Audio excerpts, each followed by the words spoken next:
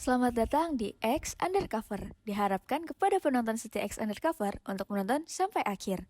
Karena akan ada banyak sekali ilmu-ilmu baru yang akan diberikan oleh Dr. Jaya di setiap segmen di video ini.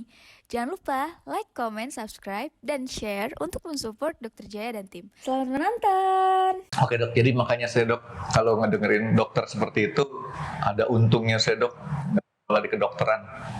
Ya kan, kenapa? Melihat darah aja udah istilahnya kelepak-kelepak dok. Kedua, kalau sampai harus ngebongkar ini. Sekarang aja dok ya, saya tuh hobi ngoprek. Mobil, saya paham semuanya. Tapi saya nggak boleh ngerjain sendiri. Luka. Iya. Ya, jadi harus pakai mekanik. Kalau saya jadi dokter ngebedah, jangan-jangan yang dipotong ini saya sendiri gitu kan.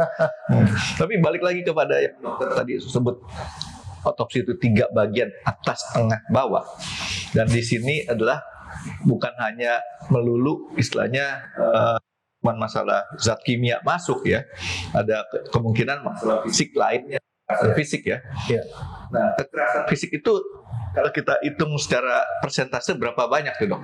Orang meninggal karena kekerasan fisik. Contoh ya dok ya, saya kan nggak tahu nih. Kalau seseorang dihajar, pukul, mungkin dokter pernah ingat ada satu kasus dulu yang mana orang tersebut kemudian meninggal pada saat masuk ke satu tempat di mana dia sedang dalam tanda kutip di pertanggungjawabannya dok. Iya. Ya, saya nggak sebutin kasusnya mana karena istilahnya agak sensitif. Nah itu meninggal kemungkinan kan biasa ada 2. Dia karena kekerasan fisik atau dia sakit jantung katanya. Iya. Nah kalau misalkan seperti itu dihajar, orang bisa mati karena apa itu dok? Meninggal. Iya.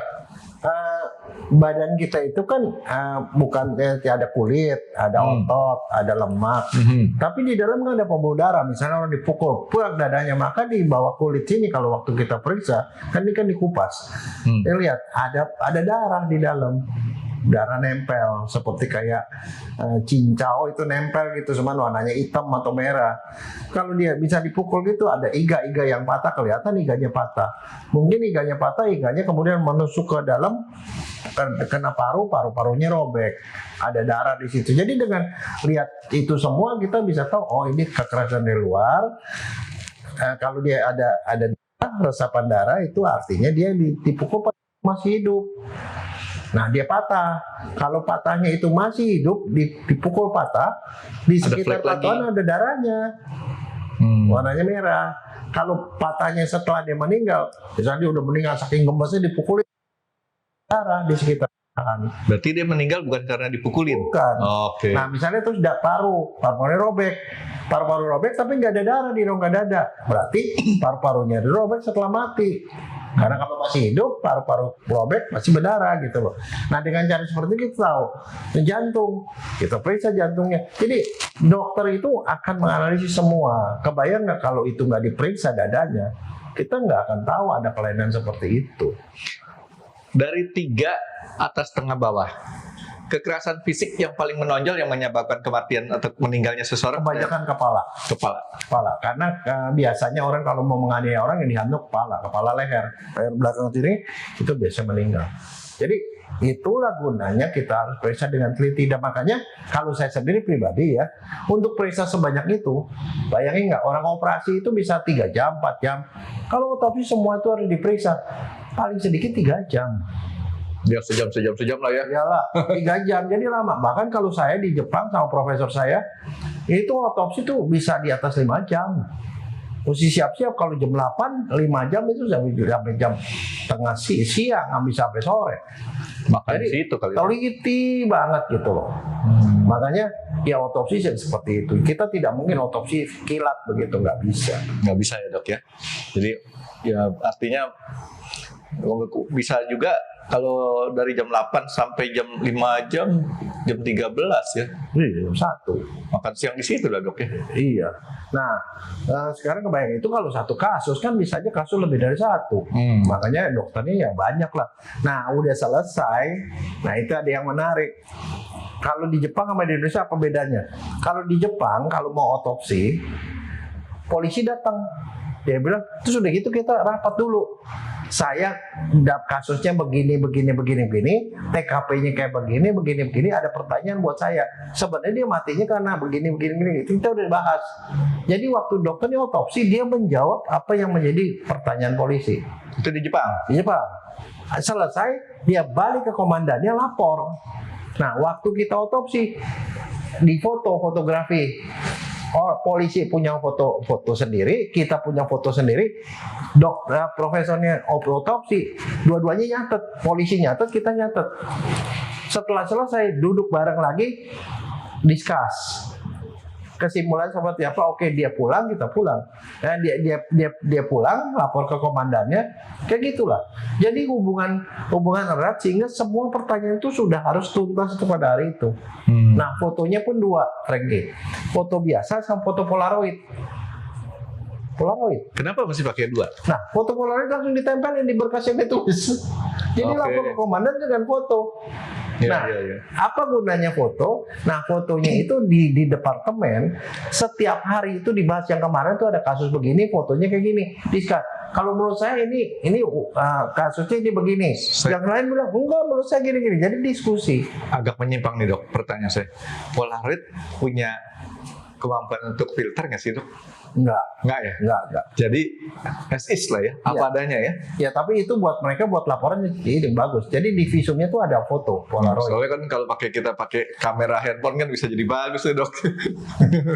Nah itu gitu. Dan menurut saya itu bagus sekali. Jadi hubungan dokter forensik dengan polisi kuat banget gitu loh. Berarti seorang polisi juga dengan pengalamannya di bidang kepolisian, dia mempunyai intuisi ya, artinya untuk mencoba meraba lah ya kemungkinan ini, tinggal dicocokin dengan hasil daripada penelitian si dokter forensiknya tersebut dok ya. Nah, saking dia tuh begitu modelnya sama dokter forensik, polisinya juga pintar, Frankie, nggak seperti polisi di negara-negara lain. Jadi kalau di Jepang dengan lihat gini, ini sih kayaknya bunuh diri ini gitu, walaupun kemudian diserahkan dokter untuk menentukan ini bunuh diri apa enggak gitu ya. Ini wajar tidak wajar. Jadi dia punya kemampuan untuk itu. Nah, sehingga mereka kalau kayak begini sih, misalnya contoh lebah mayat terang, ini sih pasti nggak wajar gitu. Dia udah tahu gitu loh. Nah, sampai lebah mayat berarti dia tidak wajar. Ya, bukan lebah mayat merah terang misalnya. Lebah mayatnya hijau. Oke. Dia udah tahu gitu loh polisi. Jadi ada beberapa ilmu forensik yang praktis dia tahu. Nah, sehingga mereka itu kalau polisi yang jadi reserse ya, jadi forensik detektif itu punya buku panduan, Frankie. Nah, kita pernah kerjasama tahun 90-an. Di Gramedia juga nggak dok? Terbatas. Jadi pada waktu itu dari Jepang polisinya datang ke sini tuh untuk membantu kepolisian Indonesia. Kalau kita nyari di Gunung Agung kan udah nggak ada tuh. Nggak ada. Dia datang dari Jepang ke sini membantu kepolisian Indonesia supaya polisi di Indonesia juga pintar seperti mereka. Mereka punya buku bahasa Jepang diterjemahin ke bahasa Inggris, bahasa Inggris. Di sini diterjemahnya ke bahasa Indonesia. Nah, waktu dia datang, dia bikin percontohan di daerah Bekasi, Frankie. Daerah Bekasi. Si Jepang ini? Iya, si Jepang ini membantu polisi Indonesia di daerah Bekasi. Ya, dia bikin buku panduan buat polisi Indonesia supaya seperti kayak mereka gitu. Nah, buku panduan itu kan isinya ilmu forensik. Kalau ketemu orang ini lebah mayat seperti ini gini-gini. Nah, itu cuman buku itu kan diterjemahkan ke Indonesia, tapi kan harus memakai istilah-istilah medis seperti ini lebah mayat namanya, karena mereka nggak ngerti kedokteran kan. Nah, bukunya itu yang mengecek isinya dan memberikan segala macam kata sambutan segala macam saya.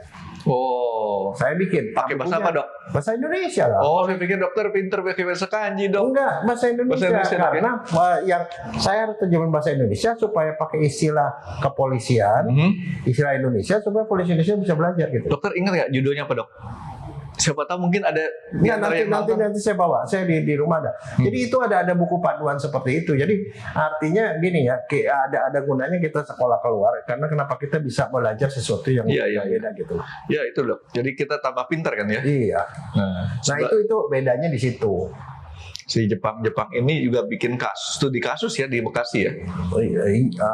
Iyalah, pokoknya bikin kayak pelatihan supaya yang di sini jadi lebih pintar juga gitu loh. Karena kalau enggak ya, soalnya ujung tombaknya di polisi. Kalau polisi mencurigai, oh ini kayaknya tidak wajar, kan dia akan ngejar supaya. Tapi ketemu. Indonesia juga polisinya kan jago-jago dok ya.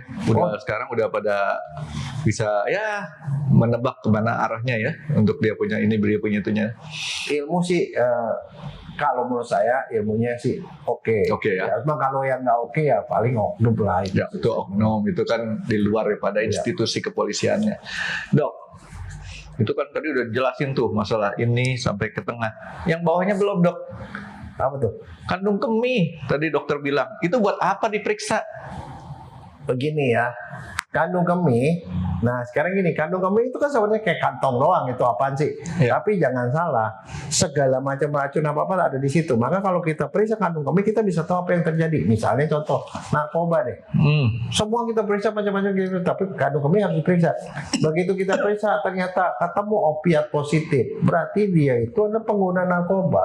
Narkobanya apa? Narkoba jenis narkotik. Kasusnya kan jadi kasus narkotik. Ya. Itu satu. Yang kedua, di kandung kemih isinya merah atau dia butek. Kalau merah berarti ada pendarahan, di ginjal ada masalah. Kandung kemih itu volumenya berapa mililiter sih dok? Segini nih, kira-kira segede gini. Segini kira-kira ya 200 cc lah, 100 sampai 200 cc. Kecil ya? Tapi kalau dia lagi penuh ya bisa gede juga. Segini kayak paling 150 cc lah. Nah, misalnya kandung kemih, mesinnya licin kan? Terus tiba-tiba di situ ada tumbuh-tumbuhan tuh. Saya aja dok, padahal saya nggak tahu tuh. Ada tumbuh-tumbuhan. Itu kanker kandung kemih, kanker buli-buli. Itu bisa bikin mati. Oke. Jadi ada banyak hal yang ada di situ. Misalnya ada orang digebukin, di trauma gitu. Misalnya contoh ya kasus aborsi. Ya. Di situ bisa ada perdarahan tuh di kandung kemih.